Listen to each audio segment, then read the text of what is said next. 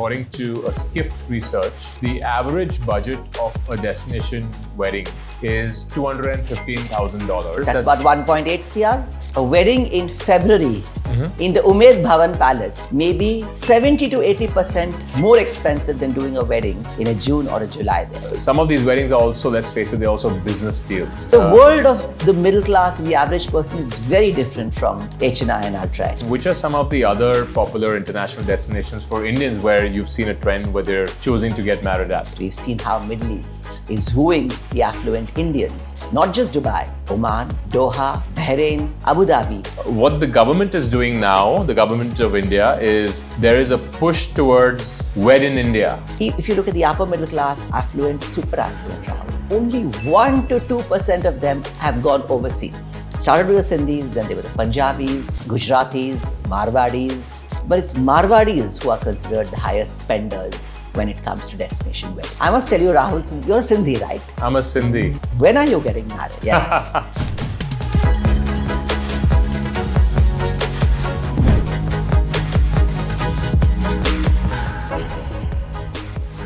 Hi Parthip, welcome to the Plush Podcast, and it's great to have you here. Thank you very much, Rahul. We are looking forward to a Dhoom Dham episode with you. Band Baja Barat. Band Baja Barat, and we're going to talk about weddings, trends, and of course, destination weddings. And travel. And travel. Travel and weddings now go hand in hand. Absolutely. So let's start off with your company, Wedding Sutra. What exactly do you guys do? So weddingsutra.com is India's first wedding portal. We set it up in 2000. That's 25 years before. Time flies. Time flies. So when we started, we were a media platform, digital media platform, where couples could get all the information on where to wed, vendors, and more. And we continue to do the same even today. A lot has changed and a lot has not changed. The most important change being how destination weddings got trending 2010 onward. One is, of course, when we started Wedding Sutra, not many people even knew that there was a profession like wedding planner. Yeah.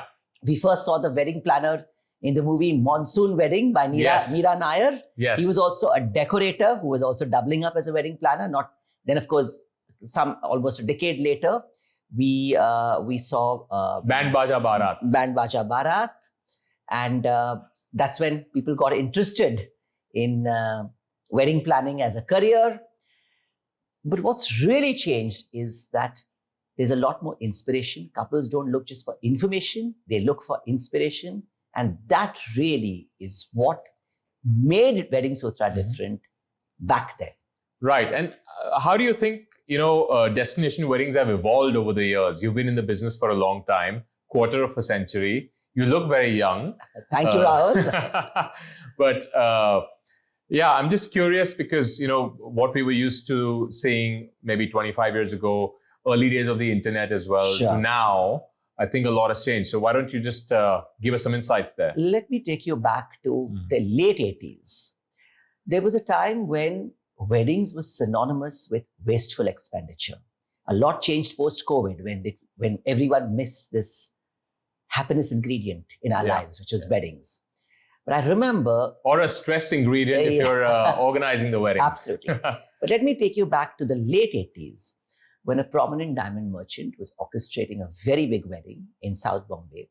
There were actually NGOs who protested outside the wedding venue saying, this is wasteful expenditure. This should be avoided. Yeah. And there were protests and the wedding made headlines. Some years later, families who wanted a larger-than-life celebration were actually apprehensive for more reasons. And then a decade later, families who wanted to keep it a little low profile, they chose venues near Bombay.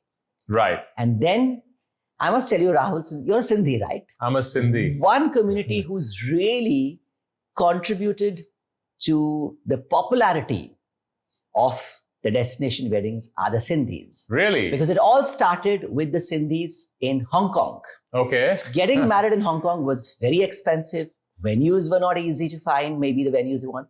And Thailand had all those picture-perfect venues. So it's the Sindhis from Hong Kong and the Marwadis from Calcutta. Why Marwadis from Calcutta? Because I have heard that flying from Calcutta to Goa was more expensive than flying from Calcutta to Bangkok. So while the Sindhis from Hong Kong were coming to Bangkok, and soon from Bangkok it was Hua Hin, then Pattaya, then Phuket and Chiang Mai, the Sindhis were coming, the Marwadis were coming from Calcutta. We're all over the place. And that's how this international destination, Thailand, said, hey, this is very interesting. Why just NRIs? Why don't we woo all the rich Indians to come to our beautiful country or the land of smiles? And that's how there was no stopping for Thailand. It was a popular destination, it is a popular destination, and will continue to be one. So, of course, Thailand is one. And which are some of the other popular international destinations for Indians where you've seen a trend where they're choosing to get married at? You know, Rahul, it was around 2012 that I was organizing a fam trip of some wedding planners to a destination in the Middle East. Yeah. This was Oman. Yeah. And I remember on the previous day, I met a very well-known designer from Delhi. And I said, I'm off to Oman. And she says, what are you going to Oman for? I said, I'm organizing a fam trip for wedding planners. And she said, why Oman? And I'm sure many others would have said that. But we've seen how Middle East is wooing the affluent Indians. Not just Dubai, it's Oman, Doha, Bahrain, Abu Dhabi. They may not be as successful as Thailand in terms of numbers, but they are doing a decent number of weddings. Families from all over India, not just the metros, but tier 2 towns. I'm told Raipur spends more than anywhere else when it comes to destination weddings. There are certain places, cash-rich location where there's a lot of spending, whether it's Raipur and Nagpur in the west. Of course, a lot of the towns in Gujarat, be it. Yeah, let's talk about that as well. I mean, first of all, I want to get back to what you mentioned about Oman. I've been to Oman and I've considered it a hidden gem of the Middle East. Absolutely. And it's got gorgeous outdoors. You know, if you're an outdoor lover, nature lover, I think Oman, the landscape is just fantastic. Dubai is its ritzy, glitzy cousin. And the buildings in Muscat are not more than 10 stories high. They're all white, if you've noticed. Yes. And which is the opposite of Dubai, which is your glass and steel. Lot of bling, right? So I would have thought you would have mentioned Dubai or maybe Abu Dhabi. But surprising that a lot of people were going to Oman back then as well. That's right. Right? And coming back to your current, what you just mentioned, Raipur and Nagpur, that's really interesting because look, we live in a little bit of a bubble in the cities, in the metros, in Mumbai, in Delhi. But the real spending is there. And I know my wedding planners, friends from Bombay, they really look forward to working with a client in Raipur or Jabalpur, Nasik, Nagpur. There's a lot of money there. Money and more money. I would have thought North India as well. And of course, Rajasthan. But what happens is that North India, there's, like a Delhi, has some beautiful farmhouses. Right. Rajasthan has beautiful palace locations. And it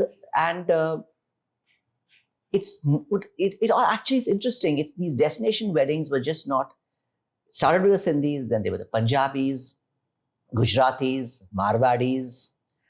But it's Marwadis who are considered the highest spenders when it comes to destination weddings. I've been to a couple of Mardu weddings and I can confirm that they're very ostentatious and they spend a lot of money, and I'm like, just... And this spend has really started in the last 10 to 15 years.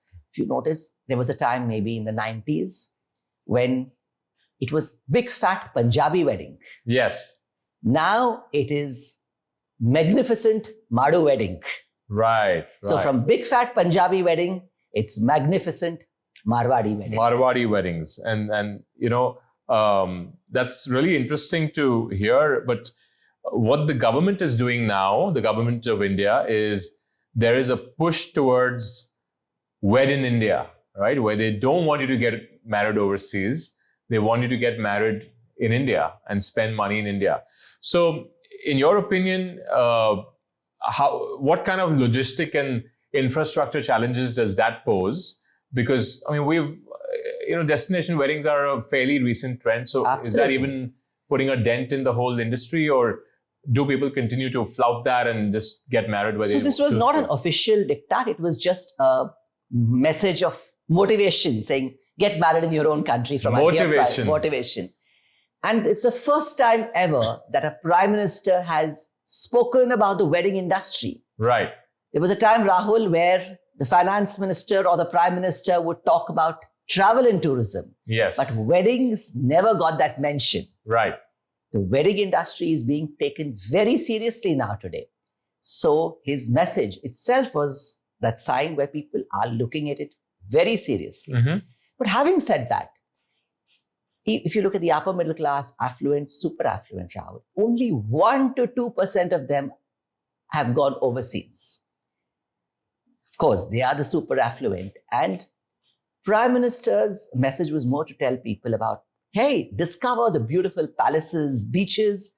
You don't only have to go to the luxury resorts abroad. That was the message from our honorable Prime Minister. But what is really there in India is that the hotels were never made for, very few hotels were made for destination weddings. Yeah. So you find that during the winter season, in locations like Rajasthan, Goa, there's a huge demand-supply gap. Because that's also the time, Rahul, when a lot of the international tourists, like for example, Leela Jaipur, so many international tourists come for stays of 7 days, 14 days in the months between November and February. Right. And that's the time they get their wedding inquiries too. Right. So there's always the balance between getting the wedding business and FIT business, which is much less demanding for the staff too. Sure.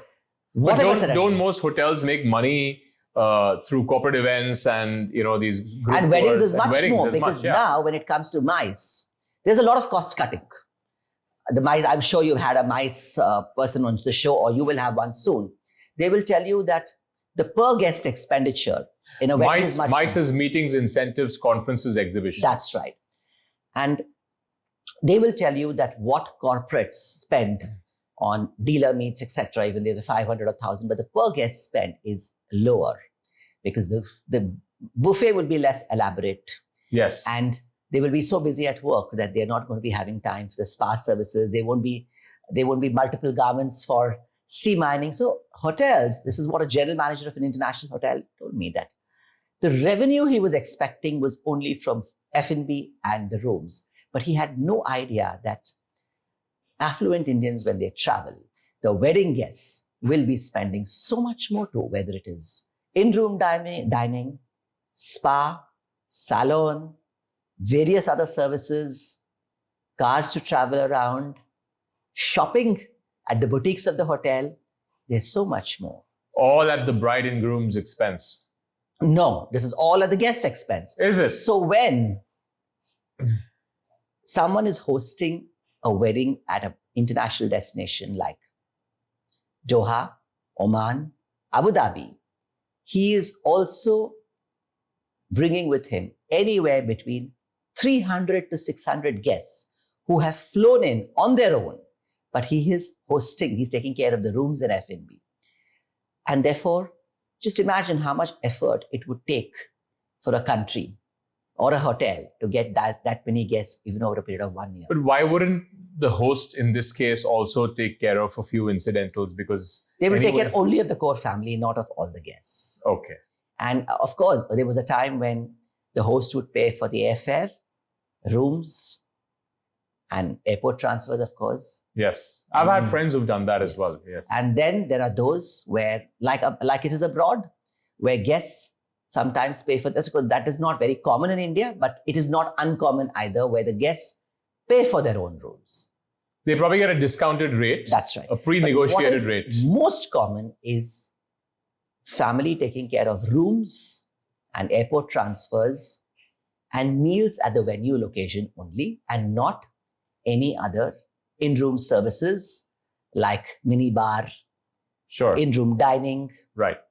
or laundry. Right. Interesting. You mentioned Oman, and we also know Dubai is a popular destination. Abu Dhabi is. But besides these usual suspects that are like a short 3-hour flight from, and maybe Thailand, 4 or 5 hour flight, which are some of the top international destinations where people are narrowing down their choices and they're honing in on that one particular destination? Which are some of the popular ones for destination weddings? Rahul, it's not just the country, but it is often the hotel, how equipped they are, and how welcoming they are for the Indian families, the general manager, and the local vendors there. All of them contribute to making it a destination wedding hotspot. When you look at Thailand, you have some very good floral designers who really exactly know what an Indian family needs. It's not just the beaches and excellent service. You have some very good Indian caterers, you have some very good floral designers, and you have a lot of Indians who moved in to Thailand anywhere from 10 years or 50 years before their families moved in, and who are running successful wedding planning businesses. So all these factors go into making a destination a very popular destination. So Vietnam is trying hard to get more Indian weddings. They are doing well, but there's a language barrier there, and they do not understand Indian food as well as Thailand understands. Right. Sri Lanka is doing fairly well for those who are looking for something which is not as expensive as Bali or Middle East or Europe. Turkey is marketing itself very aggressively. So you have weddings happening in Istanbul, Antalya, and Bodrum. Europe, you have France, Italy, and Spain, who are very keen to host more Indian weddings, but there's of course the distance factor. And many Indian families do not want to be there when it's very cold.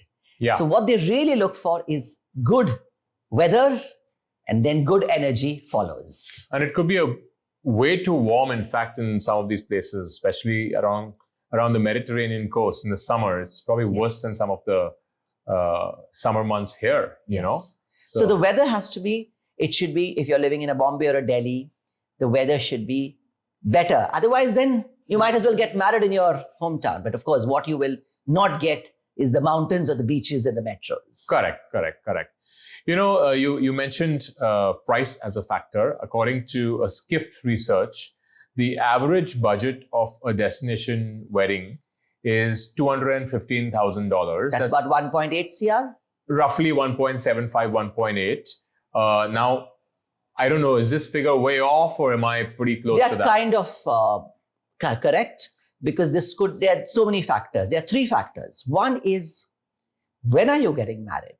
For example, Rahul, a wedding in February in the Umaid Bhavan Palace may be 70 to 80% more expensive than doing a wedding in a June or a July there. Right. The second factor you have to keep in mind is how many guests. Are you having a 100 pax wedding, or are you having a 400 pax wedding or a 600 pax wedding? That's typically the size. And finally, it's about, are you getting married at a location like a Jaipur, where it's easy to find vendors, and which is where airport transfers, or where, you know, you can have a lot of people coming in from Delhi, and it's or are you getting married in a Siliguri, where the travel cost for vendors may be more, because we all know traveling to the east, the airfares are higher. So all these factors go into making your budget less or more. It'll be anywhere, if you're talking of Indian crores, in Indian rupees, it'll be anywhere from 1 CR to 10 CR or more. Right. That's a pretty decent chunk of change, you know. But coming to some of the local spots, there's of course Rajasthan and your Goa, which are popular, and you mentioned there's a supply-demand gap there during the winter months. But which are some of the other unusual spots where people are now choosing to get married, or they're really looking at these places very seriously? Rahul, unfortunately, a lot of these spots which we see in films, that's not where you can get married. But yes, I must say, Amritsar is doing very well now because food is great, weather is great. What about the infrastructure? There's some good hotels, and it's all geared. The place is geared to welcome tourists. The airport is not too far, and your guests can have a Golden Temple darshan. They can, if in between functions, they can step out and go to Kulcha land. Right. And the ladies can shop. Right. For some great fabrics. Right. So there's Amritsar, which is doing well. It also, it's what the Marriotts, Tajs, Hyatts of the world are doing to promote certain, like Grand Hyatt Dehradun is doing very well.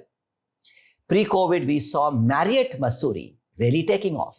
It was the first time that there was a 5-star hotel in a hill station geared for destination weddings. Otherwise, hill stations have always seen boutique properties or 4-star hotels, and they've not always been convenient for a destination wedding because the closest airport with good connectivity is at least a few hours away. Right. So moment you will probably, in the months ahead, we will see more 5-star hotels in Nainital, Ooty, Kodaikanal, and other hill stations. Right. Mahabalipuram has taken off pre-COVID, popularly known as Mahabs. It's a less than 1 hour drive from the Chennai airport. And there are some beautiful resorts for a beach wedding, be it Sheraton, Radisson, and Intercontinental. Wow. There's Coorg, which is, unfortunately, there's no the airport which is closed. You have to typically drive down from Bangalore, and it's a 4 to 5 hour road journey. Kerala has marketed itself very well, and there's some very nice properties in Kovilam, including Leela and the Taj.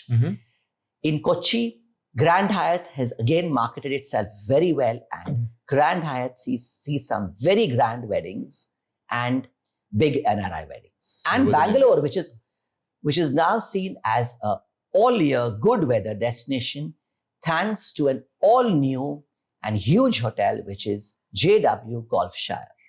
Yes. And one of the few destinations where you can get married in summer and dress for outdoor functions too. What are the typical budgets for a wedding like this in some of these domestic destinations? I know this can vary depending on how many people and but for a JW Golfshire, if you're doing a buyout and you have anywhere 400 plus guests, you spend on decor and you get some of the top entertainers, be prepared to shell out 8 CR plus. Wow. That's more than Rajasthan too, Rahul. Right. Parthip, coming to wedding planners, right? They're very much in demand, like we discussed earlier. It's a very sought after career today. I know many hoteliers, travel agents, caterers who've either ventured into planning or their kids want to get into it. Right. So what sort of advice would you give to someone who's looking to get into the space? What are the top 2 or 3 things they should look out for? Whether it's families who are looking to hire a wedding planner, and of course, if you're a newbie who's looking to get into the wedding planning industry. It's all about contacts. How have you built relationships with HNIs? It's primarily HNIs who are hiring wedding planners, because in middle-class families, it's something they organize on their own, or their relatives all chip in, and it's a group effort. That's how it's been. Right. It's all about how do you have those contacts. It's not like what you see in the movies that you make an amazing presentation and you get the job. It's how much the families, they trust you. If you've done 100 small events for them, they will make you do a bigger event and then the biggest event. It's not that someone just calls for a pitch, and it's all about your experience there. Right. Who are the families known to you, who are in your social circle, whose weddings they have planned? Right. Either from your community or your social circle or your business circle. Right. And just as how you don't become a general manager of a hotel in day one, you work on ground. There are different specializations. You could be in operations, you could be in F&B, you could be in sales. Similarly, you specialize learning something Either it's about decor or hospitality, entertainment and production. And then you're working somewhere, you're working for a company. Once you have the skills, the experience, and the relationships, you shift your orbit. Right. I would assume that a lot of these hotels, like you mentioned earlier, they would probably have in-house wedding planners now. No, it doesn't work that way. They may have, because at the end of the day, the hotel's primary business is selling rooms. They do not want to get into the mess of coordinating with photographers and makeup artists and entertaining clients' complaints on micro matters. They are into selling rooms, ballroom spaces, outdoor spaces, and food, not on booking and coordinating vendors, which requires a very different set of skills. And temperament as well. Absolutely. Right? So they do have a banquet sales manager or a manager in charge of weddings who helps at a very broad level. But let's face it, Rahul, quite often on peak dates, the hotels are short-staffed. The hotel industry today is finding it difficult to recruit really good manpower. Is this a post-COVID phenomenon? Absolutely. Because there are so many young men and women who don't want to necessarily continue.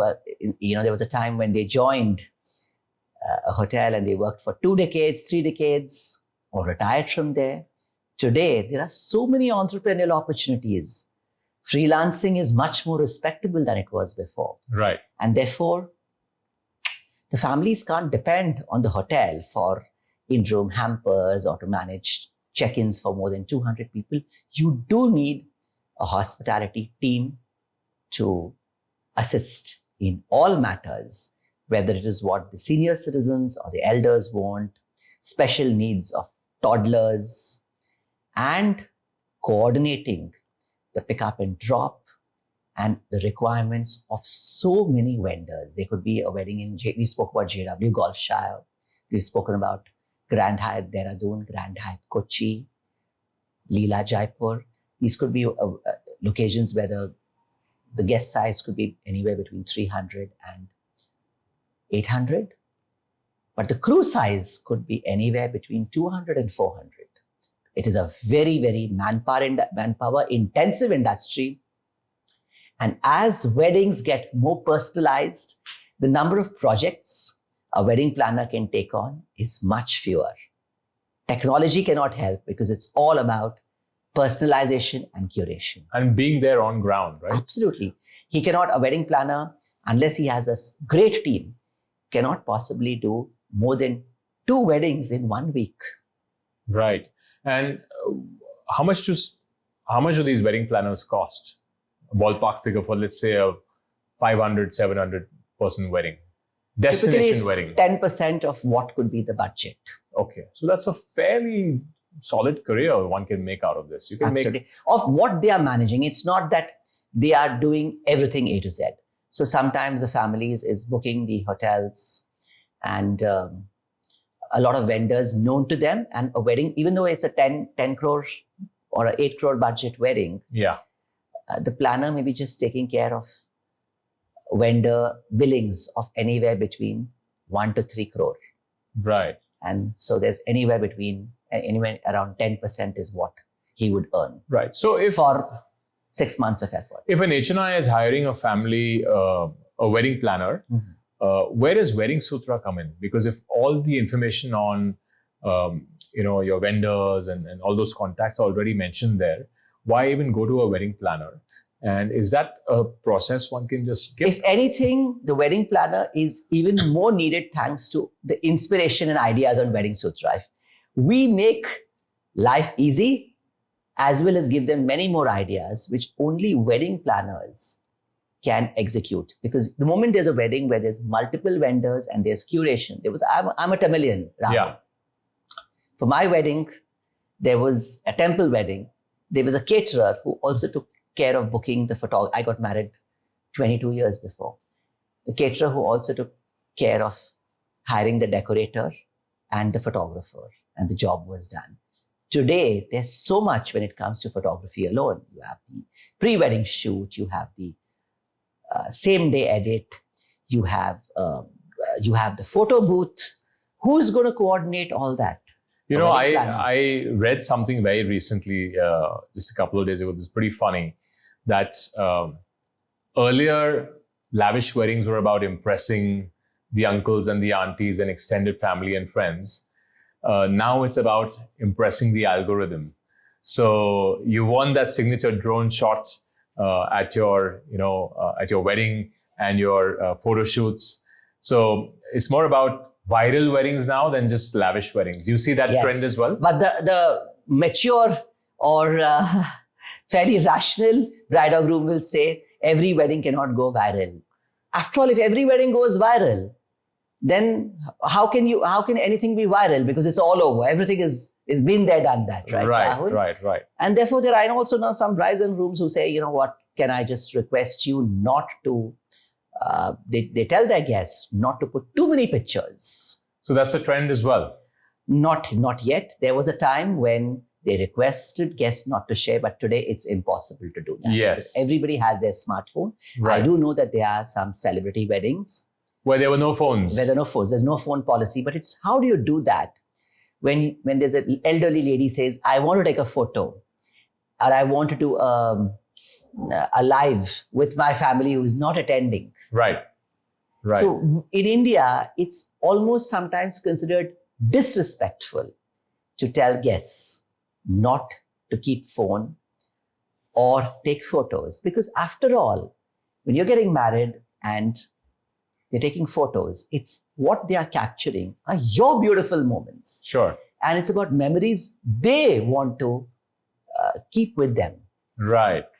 No, so we have both ends of the spectrum here, right? We have some really high-end weddings, which we've seen in the recent past, where it's impossible to keep it hush-hush, because if it's not... And that's not the purpose of it as well. Absolutely. Right? I think some of these weddings are also, let's face it, they're also business deals. You're striking a lot of deals. You hit the nail on the head, Rahul. Right. So I was a little hesitant to say that, but you've said it. No, a lot of these weddings, from what I gather, and people can have their own opinions, whether good or whether bad. But you said what it is. Yeah, it's an investment, right? It's a chance to showcase your financial strength, and it's a chance to also maybe do business. Relationship management with your guests. Right. It's not everybody is invited. It's closest friends besides the family. Right. Who do you invite? Right. And there's a lot of business networking which also happens at these destination weddings. Right. So, and we've seen that in the recent past with all the celebrities from Hollywood coming down and you're making a statement. Power weddings and stuff like that, right? So, which is probably out of the reach of the average person. And the world of the middle class and the average person is very different from H&I and Ultra H&I. Right. Weddings, yeah. But do you see a trend with H&Is as well, where they're, almost like a social media blackout, where they absolutely don't want any sort of publicity, and they want to have smaller quite a few. I personally know quite a few. Because a lot of H&Is. my friends, my friends in the US, where I used to live, the Americans, and also a lot of Indians now, they are preferring smaller weddings, and they don't want to shell out, that kind of money, big bucks, and they'd rather spend that money on starting their life and spending money on themselves, rather than spending money on guests. So you've got both ends of the spectrum where... Rahul, I've said this before. As long as parents are paying for the wedding, it's good news for Indian weddings. The moment the bride and groom have to pay for the wedding, the budget will be 20% of what it is today. Because they would rather keep that for saving up for a new home, for some investments, or travel. Yes. Absolutely. Travel, we know, is how special it is just beyond the honeymoon. Nowadays, young couples would like to take a holiday not just once a year, but more often. Right. And instead of traveling to locations within India, they'd like to explore locations within India, abroad, go far, and stay at some amazing resorts. Right. And another trend that I'm witnessing amongst the younger lot is on sustainability. So how does sustainability fit into the whole wedding space? Are younger couples more mindful of wasteful spending? Definitely. So they try their best to avoid the plastic bottle. And nowadays, I'm told a few planners, not too many, are even hiring waste management companies to manage waste. They take pride in buying stuff which is recycled. Mm-hmm. But having said that, it is very difficult to keep do a completely sustainable Indian wedding if there are more than 500 guests, because you also need the buffet counter. There will be a wastage of food because you can't only have live counters always. Right. Some hotels like Fairmont Bombay is trying to stick to live counters. Sure. And some hotels are trying to do it, but it's not everybody can pull it off. And it may not work for every client. Right. Parthip, the quintessential Indian wedding can never go out of fashion. And it seems like destination weddings are here to stay as well. Absolutely. So what's your advice to a family who's considering a destination wedding in the near future? It all depends on what your budget is. A destination wedding planner cannot take on too many projects in the season. So be very realistic what your budget is. And they obviously prefer to take big budget weddings. Yes. The second is, what is his core competence in terms of location? A planner who's very skilled and who's got a lot of experience in Jaipur, he may not necessarily work in Mahabalipuram. Yeah. Has the planner worked in the hotel where the wedding is happening, or has he worked in other locations of the same group? So if he's done work in a Hyatt Kochi and he's got a good review from the Hyatt Kochi team, chances are he'll do a good job in Hyatt Bengaluru or Dehradun too. Because he understands how the property works. And finally, how do you see the connect with the planner? Is he the kind of person like you are? Because you've got to be friends also. If you want to get the best out from him, it has to be friendship too, and not a transactional relationship alone. Right. So someone probably who is in a similar socioeconomic strata, is that what you would say? That may not be possible. There could be billionaires. Wedding planners are not billionaires. Sure. But the wedding planner has access to that network and understands that space. And understands their unique needs, whether it is about NDAs, the exclusivity and the special requirements of their guests, how they think and what they want. It's really also about what families want. Planners don't just understand what the bride and groom want, but it's also about what families want. Typically, what you have seen from your experience is there's no upper limit in how much you can spend. But typically, if you want to have like 100-person destination wedding for close family and friends, what's a decent ballpark figure one should look at? If you're choosing not a 5-star hotel and be 40 I know there are many variables. 40 lakh plus and go up to whatever you want to spend. And that's within India. And what about overseas? Sri Lanka wedding will be much lower than a Bali or Qatar wedding. Right. So yeah, there's no right or wrong answer here because there's so many variables and It's hard to put one figure on there. But absolutely, almost like a consultant's fees. It depends the scope of the project. Yeah. Right. So, but generally speaking, Sri Lanka would probably be a lot cheaper than some of these other places in Middle East or Europe. In the Middle East or Europe. Thailand is also fairly cost effective. And they have the infrastructure and they understand Indian weddings. And the moment the property is doing a certain volume of weddings, there's also the vendors there. Correct. So I know families who significantly cut down their costs because they were back-to-back weddings, which means they were the same vendors who worked on wedding 1, they could be working on wedding 2, and therefore, if there were 100 people flying for the crew, if you split it, there you go. Right. It's the travel costs are halved. Right. Absolutely. So the more there's volume of weddings in that destination. So now we've seen Jaisalmer come up very well, but a Suryagarh Jaisalmer wedding is more expensive than a Jaipur wedding. Right. So Suryagarh has done very well post-COVID. Right. What are some of the trends that you witnessed post-COVID, generally speaking, in terms of how people are choosing to get married? I think COVID taught us that getting married itself is a gift. It doesn't matter whether there were 10 people present or 1,000 people present. You were able to get married itself was something. And post-COVID, we saw a lot of people had not attended a wedding for 3 years, and there was a lot of what we call the pent-up demand. And suddenly the 1,000 and 2,000 numbers were back. But now I see the big fat wedding is becoming fatter when it comes to some business families, while a lot of couples relate with what is called what I call the slim and smart wedding, which is 100 to 200 guests. Right.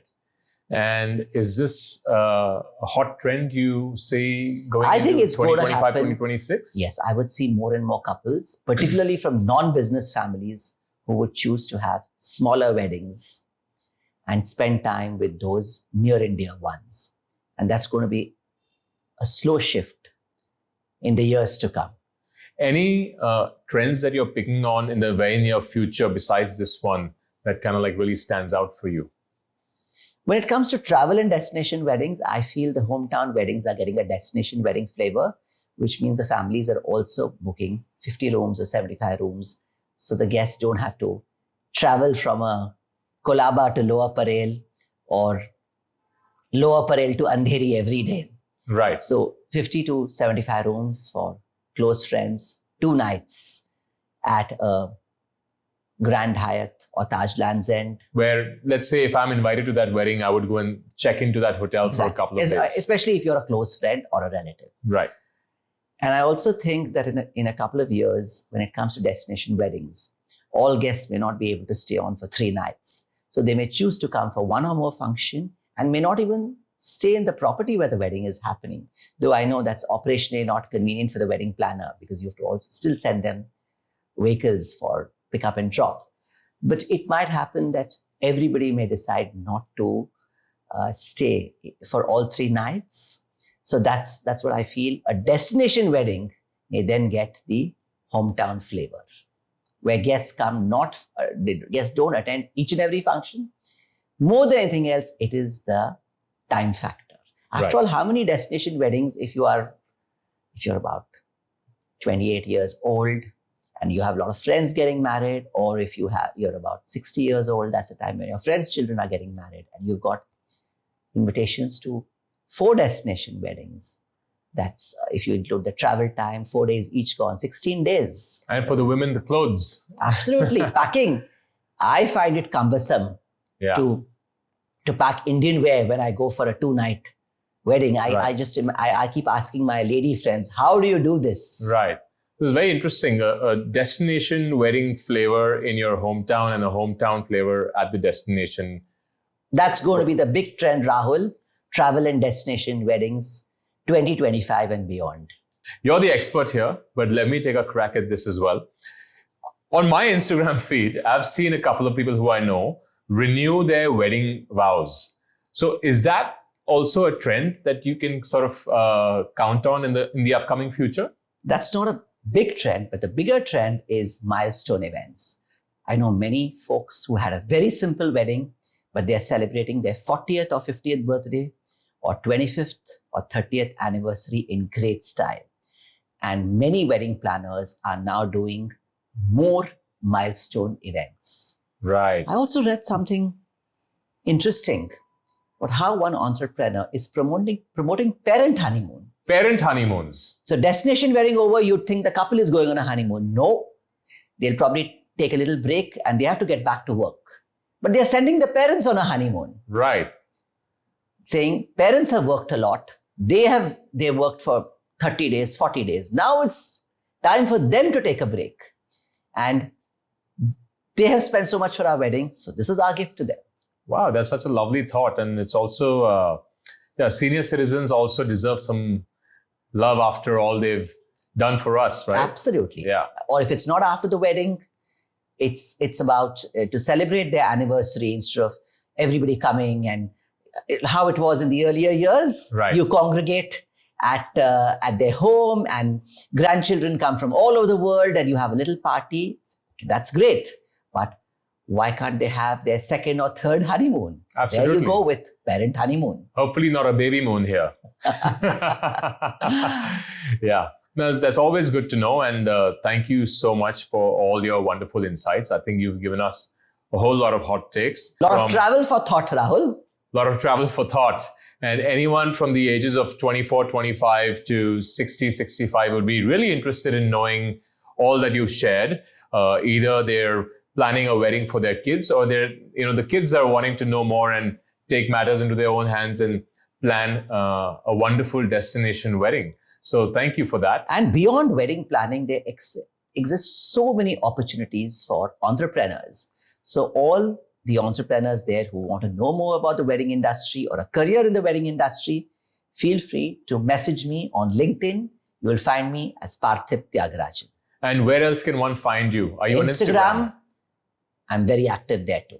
And of course, you've got Wedding Sutra. Wedding Sutra is we update Instagram, Facebook, YouTube. Of course, our website is the encyclopedia.